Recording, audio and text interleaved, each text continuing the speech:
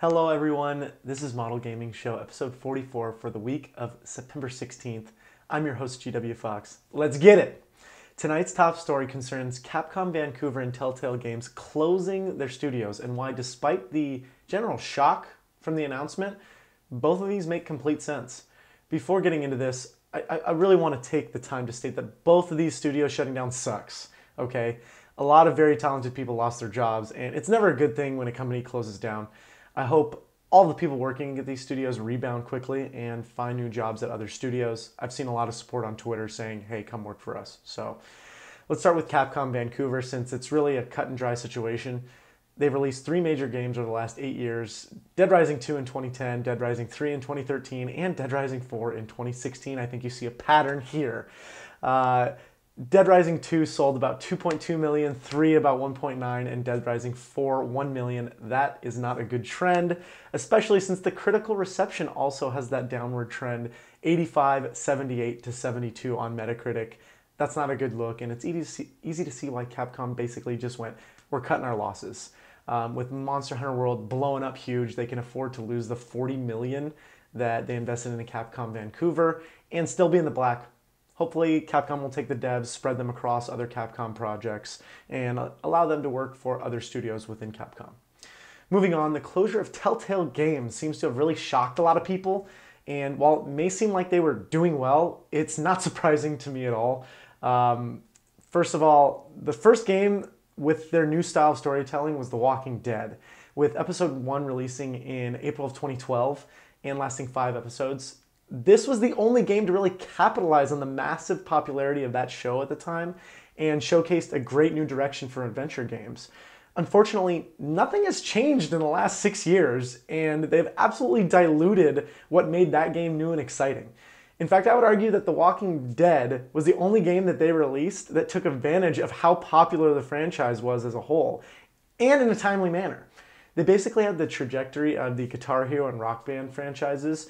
They started with this huge blast at the beginning, and instead of continuing to innovate, they rode that gravy train right into the ground.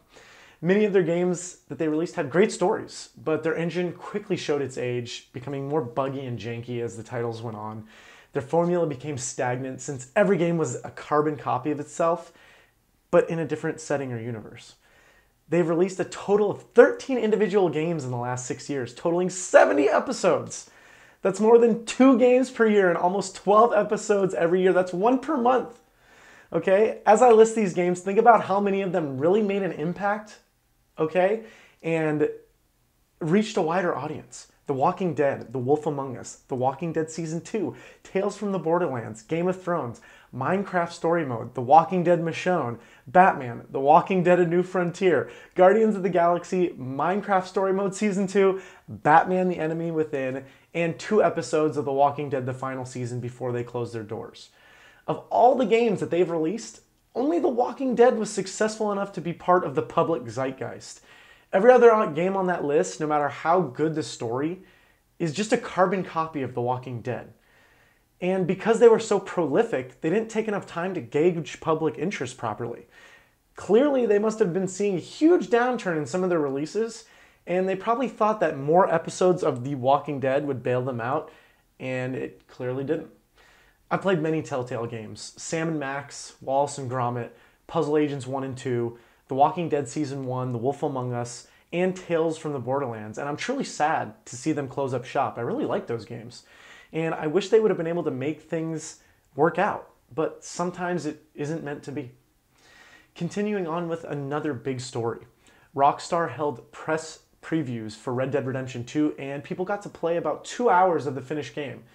Basically, everyone came to the same conclusion. The game is absurdly detailed, and they need to play more to really get a sense of what the game is going to be. As I've been saying all year, this is the easiest 10 of the year. Rockstar also tweeted the following press release for Red Dead Redemption 2's online mode. I'm going to read it verbatim. Quote, Red Dead Online is an evolution of the classic multiplayer experience in the original Red Dead Redemption, blending narrative with competitive and cooperative gameplay in fun new ways. Using the gameplay of the upcoming Red Dead Redemption 2 as a foundation, Red Dead Online will be ready to be explored alone or with friends, and will also feature constant updates and adjustments to grow and evolve this experience for all players. Red Dead Online is planned for launch in November 2018, initially as a public beta, with more news to come soon. As with most online experiences of this size and scale, there will inevitably be some turbulence at launch. We look forward to working with our amazing and dedicated community to share ideas, help us fix teething problems, and work with us to develop Red Dead Online into something really fun and innovative. Honestly, considering what they've accomplished with GTA Online, I think this is going to be a much smoother product from the beginning.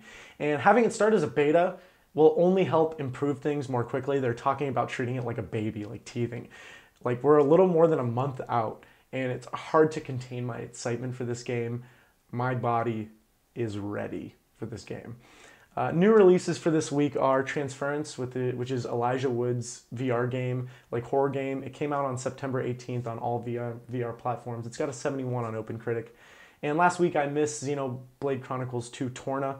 It's got an 81 on Metacritic after 19 reviews. It's supposed to be like another game, but just an expansion.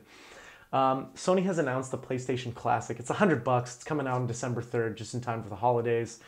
The games that have been announced so far are Final Fantasy VII, Jumping Flash, Ridge Racer Type 4, Tekken 3, and Wild Arms, with 15 more games being announced, a total of 20. It's going to include 2 original PS1 controllers and an HDMI cable. And please note, this can only charge through USB as there's no AC adapter. Just plug it into your TV, you're fine. I love how everyone is hopping on that classic system tip instead of, like emulating the games for current and all future consoles. I think this is extremely dumb by Sony and Nintendo, but it's the right money move. So who am I to say, right? They're making a ton of money. Nintendo's made a ton of money on the classic line that they've released, and I'm sure Sony will release this system to praise and sales galore and whatnot. So that's going to do it for tonight. I really appreciate you guys watching this and checking it out. I hope I was able to teach you a little bit something or give an opinion that was a little bit different. I'm GWFawkes, GWFawkes. You can find me and follow me on Instagram and Twitter. I'd greatly appreciate it. And you can follow me every Sunday night at 7 p.m. This is the show I do, Pacific Standard Time. And Monday through Thursday, be sure to check out my streams. I'm streaming a bunch of different games Monday through Thursday nights, 7 p.m. Pacific Standard Time. This upcoming week, I will not be able to do it Thursday as I will be traveling. So Monday through Wednesday, 7 p.m.